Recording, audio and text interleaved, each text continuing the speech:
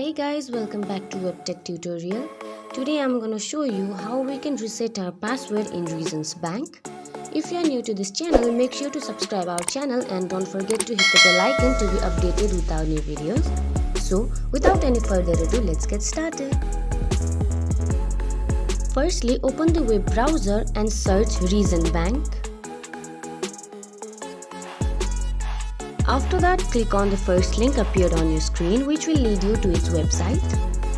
Then click on Online Banking Login and proceed to Online Banking Login. Here you will see Forget Username or Password. You have to click on that. To confirm your account, Reason Bank will ask for your username and your social security number. You have to provide your username and social security number correctly and click on Continue.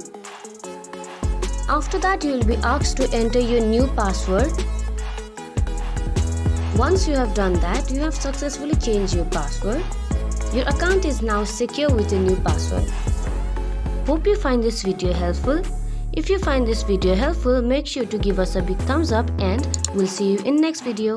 Till then, have a good day. Bye bye.